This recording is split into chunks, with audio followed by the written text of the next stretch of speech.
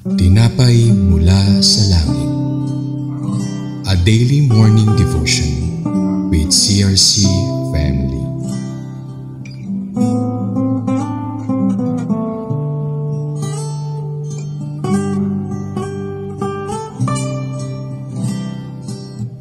Magandang umaga po sa ating lahat. Tayo po ay naririto para makinig sa panibagong tinapay mula sa langit. Ako po si Sister Jermaine Reyes mula sa CRC Batangas Daughter Church at sa ating pagsisimula, samahan niyo po ako sa isang panalangin. Panginoon, maraming salamat po sa panibagong buhay at kalakasan na inyong pinagkaloob sa amin. Salamat po sa umagang ito na kami naririto para mag-aral ng iyong salita at makinig sa nais mong sabihin sa amin. Samahan mo po kami sa aming pag-aaral ngayong umagang ito sa pangalan ng Panginoong Hesus. Amen. Atin pong basahin ang Bilang 33 verse 54 or Numbers 33 verse 54. Sabi po dito, hatiin ninyo ang lupain sa bawat lipi at ang paghahati ay ibabatay sa laki ng lipi. Sa malaking lipi, malaking parte, sa maliit ay maliit din. Ang pagbibigay ng kanya-kanyang bahagi ay dadaanin sa palabunutan. Ang verse na ito ay parte ng isang kabanata patungkol sa journey ng mga Israelita mula sa Egypt patungo sa lupang pinangako. Dito makikita natin ang mga gabay na binigay ng Panginoon kay Moises patungkol sa kung papaano niya hahatiin ang mga lupa ng Kanaan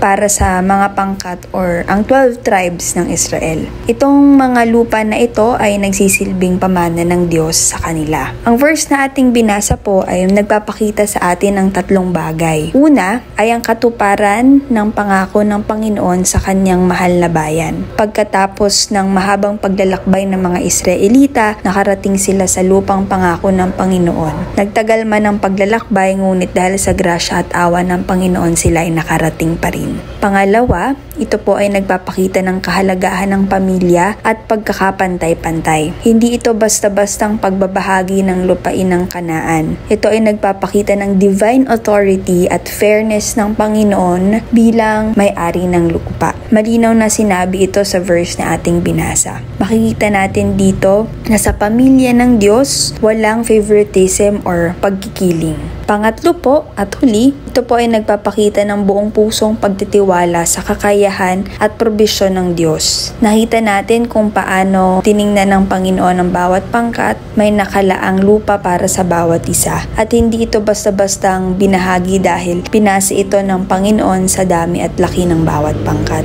Ang tatlong bagay na ito ay maaari nating makita sa ating pang-araw-araw na buhay. Mula noon hanggang ngayon, tapat ang Diyos sa kanyang mga pangako. Mayroon siyang nakalaang pangako, plano at probisyon sa bawat isa. Kinakailangan lang natin magtiwala sa kanyang kakayahan. Makakaasa tayo na ang Diyos na nagtagumpay sa mga Israelita noon ay ang Diyos na kasama natin hanggang ngayon. Tayo po ay manalangin. Panginoon, salamat po sa mensahe at paalala na ibinigay niyo sa amin ngayong umaga. Tunay ngang tapat ka sa iyong mga pangako at mga plano at ang mga plano at probisyon mo sa amin ay sapat-sapat. Turuan at tulungan po kaming maging tapat gaya mo na patuloy kaming magtiwala sa iyong mga pangako. Muli po Panginoon, maraming salamat po sa pangalan ng Panginoong Hesus. Amen. Maraming salamat po sa inyong pagsama ngayong umaga sa Tinapay Mula sa Langit. Magkita-kita po ulit tayo bukas para sa panibagong salita ng Diyos. Maaari niyo po itong i-like at i-share sa inyong mga kaibigan at kapamilya upang magbigay kalakasan sa kanila. Salamat po at pagpalain tayo ng Diyos.